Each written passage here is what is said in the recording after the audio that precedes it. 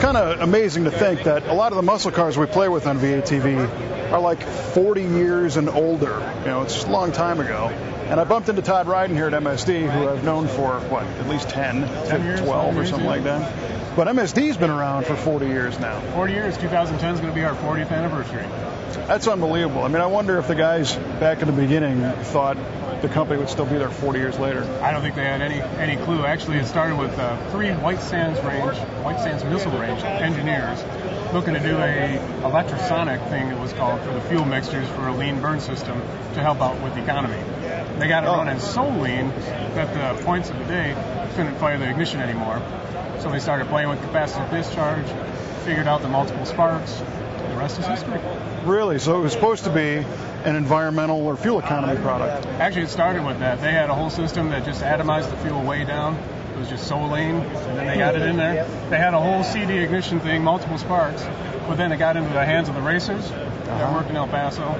They just kept on developing from there, and the rest is history. That's it. That's pretty wild. I never knew that. Yeah. And I see you guys brought the old logo back on the wall behind you. Yeah, to celebrate our anniversary, we're going to have a 40th anniversary ignition box. It's going to be a limited number, only 4,000 made. Has the original logo that we were using cast into the housing. Plus, you get cool vintage decals with it. You got one over there? Is that? Yeah, we have one right here with us. Let's see it. There you go. Right on. It's the 6AL built into it. It's got a built-in rev limiter, same output as a 6AL. It's going to be serialized, but also has a limited lifetime warranty. So we'll take care of it when you get it. You register it online with us, and you're going to be covered for the lifetime of it. Oh, very cool. The only thing I think is different, because I have one of the old boxes, and it looks to be a little bit orange, and it obviously doesn't have this, or it's not an AL. It's a little bit narrower, and the orange is just faded over time. Right. And it didn't have a rev limiter built into it, the one that you have. Sure. So this one has all of that stuff. And the cool thing, it's going to work on all the vintage cars. It works great with points. A lot of people don't realize that when you put this on with a points distributor, points are going to last a lot longer. You don't have to worry about the dwell time with the points. And it's just, you get the multiple sparks and all the advantages of an MSD power. So looking at the wall here, these photographs that kind of tell the history, is there a racer out there that doesn't use your stuff? Not that I know of right now. One of the first cars, there's a picture of it on here somewhere, is Bob Glidden was one of the first guys to really use an MSD and get it out there in the professional racing ranks. And we had a bunch of, when you look at the depth of MSD and the experience that we have there, our current president, Russell Stevens, started when he was in high school. He's been with the company over 25 years, and we got a picture of him up there with his race car back when he was in high school. 2 other guys, Joe Pondo, one of our drag racing director, and Mike Sharp, who runs our power sports, also both have been with the company over 20 years. So they've done everything from, everybody's done everything from sweeping floors to the tech line stuff. Oh, sure. Well, and what I thought was interesting, too, is, just when our paths would cross and I'd see you at the races, maybe on a bicycle or something, helping out racers going, from different pits.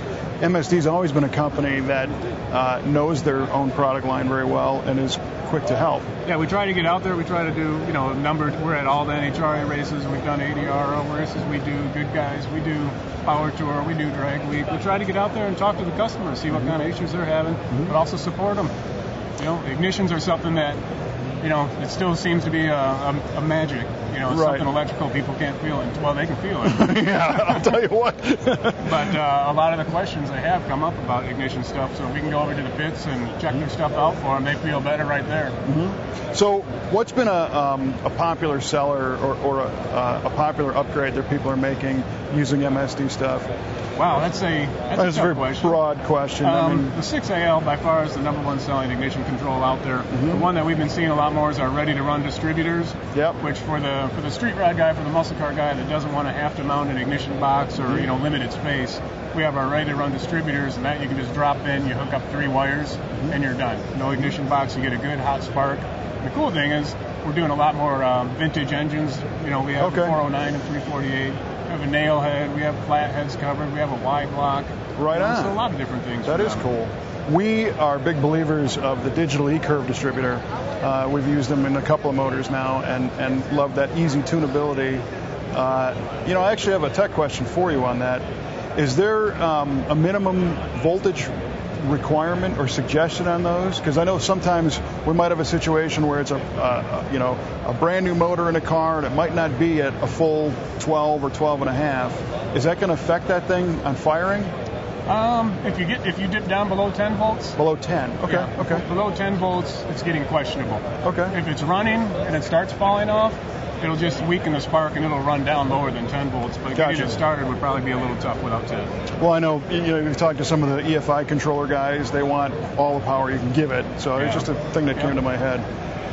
Very cool. So what else is on the horizon for MSD for the next 40? Any specific direction? Are you going to continue to handle power sports, racing, cars, We're trucks? doing a lot of fun stuff with our power sports right now for the side-by-side guys with the Yamaha Rhino. We have a direct plug-in unit, 10 miles an hour faster, just like that. 10 miles an hour? 10 miles an hour in 10 minutes in a direct plug-in, and we're just expanding that into the T-Rex for the Kawasaki as well. Oh, okay. Yeah, we got some stuff for some sport bikes out there, and plus they're just not fast enough still. That's so we have some stuff you know like what? ZX 1400. They're cool. I'll never understand that mentality, but Yep. they're serious toys. Yeah, that's good stuff.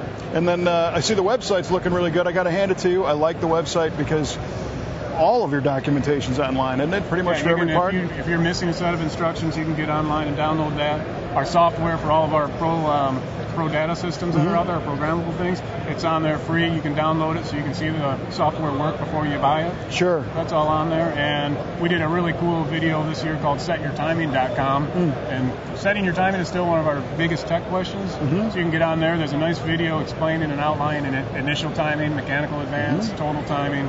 So yeah, we're trying to help out and get these guys handled when they have questions. Right on. Well, it's obviously been, some kind of recipe for success because the company's been around for 40. And we appreciate the support and dig the parts, and we'll continue to use them. And it's always a pleasure, buddy. Thanks for coming by. Yep, thank you.